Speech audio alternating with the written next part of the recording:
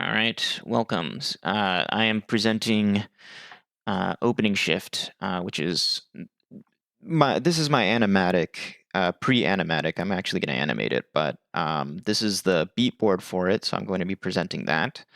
Um, I'll give you a bit of backstory. So this takes place about 10 years ago, 2014, and this was back when I was in college, and I was working a couple jobs when I was in college. I had a campus job where I was in one of the offices, sort of photocopying stuff and just helping teachers out with schedules and that sort of thing. I had an internship, so I worked at a high school under high school art teacher sort of thing, and then I had this job as well. This job was working at a coffee shop, and it was kind of like I needed a job that kind of worked with my schedule because I had just so much. I was going to school full time, I had an internship, I had a job on campus, and I needed extra cash to sort of pay rent and that sort of thing. Um, so I picked up this extra job that could fit with my schedule.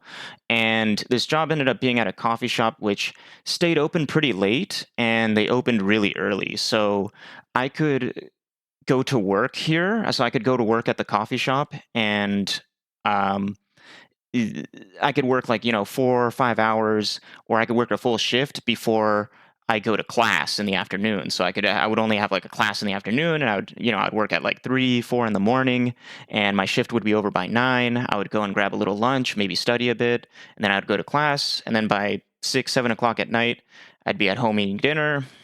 9 o'clock, I'm back in bed. Next day, I'm working 3, 4 in the morning again. So it was kind of a brutal life, but it got me to where I am today. So I'm so really appreciative about it. So I wanted to tell a story about an experience I had when I was working at this coffee shop early in the morning.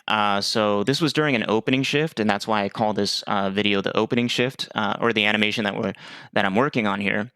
And I just wanted to present sort of some of the things, and I'll kind of describe to you what cinematic decisions I'm going to be making when I present this. All right, so right now this is a slideshow, so I'm going to be advancing the slides.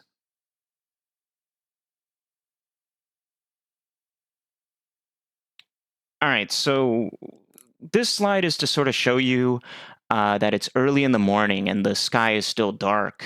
This is a street lamp that's pointing down onto the street, and the camera is going to actually pan over to the first characters that I introduce. So I introduce Tiffany and Donna, who are standing in front of the coffee shop, which hasn't been opened. I'm the key holder, so I'm like the manager who actually has to open up the door. So they're waiting for me, and I'm running a little late.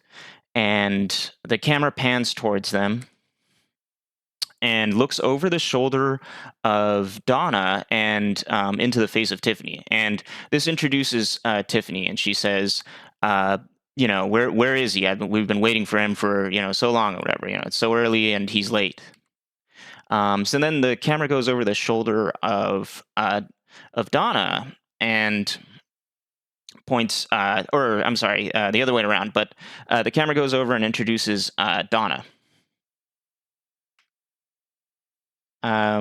Tiffany looks over and the camera pans over to me, and I'm running into the scene. So I'm running late and I'm literally running into the scene. So Tiffany sort of heralds me into the scene by saying, "Oh, here he comes."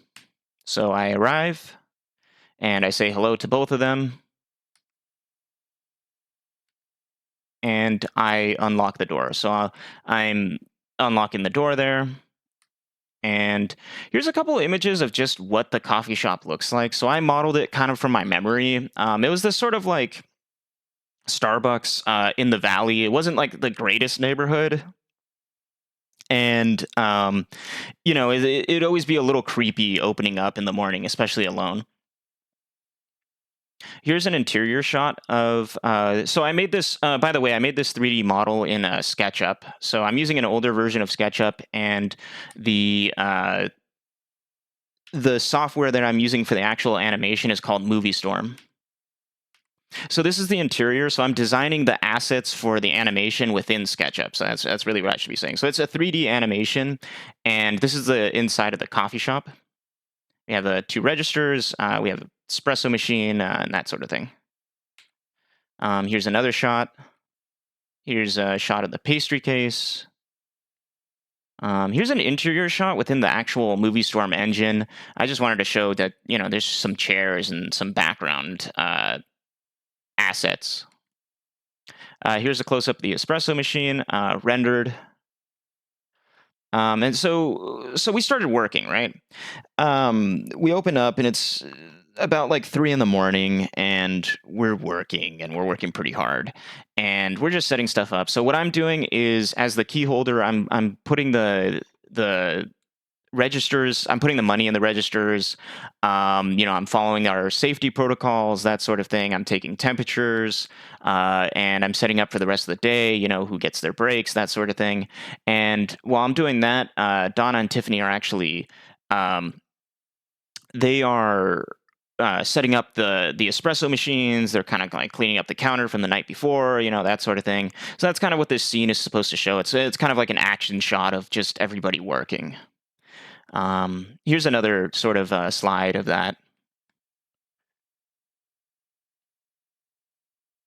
So the camera now pans over to the door. So this is a side door. This is sort of a side entrance, and a car pulls up. So there's like a car that kind of just pulls up from earlier in the scene. And by the way, I kind of foreshadow it because as I'm running into the scene earlier, you see the van in the background. But here's the van. It's driving up, and you see 2 feet drop down onto the pavement, and you don't yet see who this is.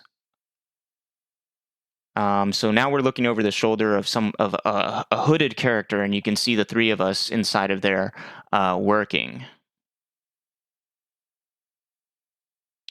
So next thing you know, there is I'm hearing put your hands up, and I'm putting my hands up. And as I look over, I see this man just holding a revolver, and he's pointing it at us. And he's wearing he's actually not wearing a face mask like in the animation. He's actually he's wearing a hoodie, and he pulled the drawstrings on the hoodie to have it scrunch up around his face. And that's kind of like he made like a makeshift sort of disguise that way. But in the animation, he has a mask. So he points the gun at all of us, and we put our hands up, and we're like, holy crap. And the first thing he says is, and he had been watching the whole time, and he knows who the manager is. So he just points at me and just says, go lock the doors so nobody comes in. So I go and I lock the doors as he's like, pointing the gun at me. I'm like, holy crap. I have to listen to what he's doing because he obviously has the power, right? So here's a shot of the registers. Just wanted to like shoot a little bit, kind of like what the registers look like. Here's the safe. This is in the back room. So this part's a little unclear. I just kind of wanted to point this out, but as our hands are up, he walks me into the back, and he kind of makes me head for the safe and unlock it.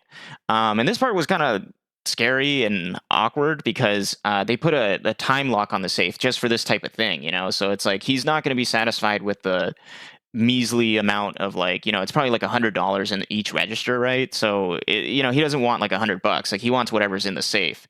So the safe has this time lock, and there's this like awkward amount of time between me unlocking the door and him just standing there. So there's a lot of tension. I'm standing there, and there's like a ton of tension going on because he's trying to get the hell out of there. We're all freaking out because there's a robber inside of our store, and he and there's the tension is really the time because the safe is on a time lock, and we have to wait. We have to wait like 5 minutes, but it was the longest 5 minutes I've ever had to wait. I mean, it is one of the scariest experiences ever. So eventually the safe opens and I start pulling out money and putting it into a paper bag. And mind you, he's pointing, his gun at us and stuff, and you know, uh, my coworkers are freaking out, and I'm just trying to do anything in our power to like just keep things as chill as possible. So once I get the money into the bag, he orders us to put our heads down and kind of close our eyes, and I'm just like, holy shit, like, please let this not be it. But that was not it. He just said to put our heads down and then to count. And he wanted us to count to like 600 or something like that. He wanted to count, like, he wanted enough time to basically get away. So we all put our heads down and we remain in the back room, and he slips out one of the doors, and you can see in this image here that he's slipping out with a sort of bag slung over his shoulder. And here's another image of us just kind of putting our heads down.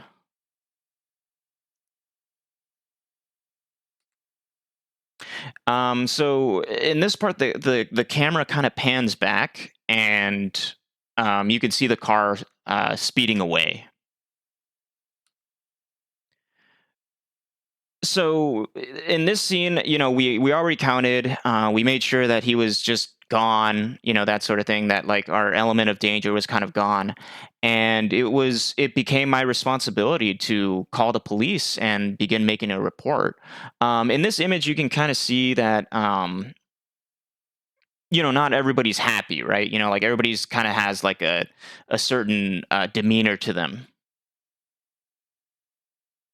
Here's another close up. This is just a close up of me talking to the police. And then in this scene, we put a couple of police cars in the foreground, and then I have the three of us talking to two police officers. Or they're actually sheriff. They're supposed to be sheriff. So then the camera from above closes in on us and sort of puts us in the center of the scene. Here's a close up of the male police officer. Here's a close up of the female police officer. And this sort of scene. I was trying to rig the characters to look uncomfortable because, we just went through this sort of like life or death experience, and now we have to kind of relive it and explain it to these police officers, right? So it's just freaky, right? It's just really ominous and scary. And the last, so then I put this little last scene here that this is the actual report. Like this is the actual news article that was written about it. So this is what it looks like. Uh, right. So I'll stick to maybe this slide to end it. So yeah, that was an experience that I went through, and it was like super scary. But we overcame it. It was something. Donna and Tiffany ended up, going to UCLA and, getting, I think a degree in medicine and stuff like that to be a doctor or something like that. And of course, I moved on. That was just like a stepping stone for me. But it was a scary experience, that like there's a lot of honest people who work in the service industry, and they have to face crazy things like that. It's just something that just doesn't really, it's not really explicitly described in the job description, but it is a dangerous job. So that's my near death experience. That's I wanted to show you in kind of a different format. So I kind of wanted to do like an animated film about that. And I thought it was a pretty interesting one to sort of center around. Thank you for taking the time to look at this presentation.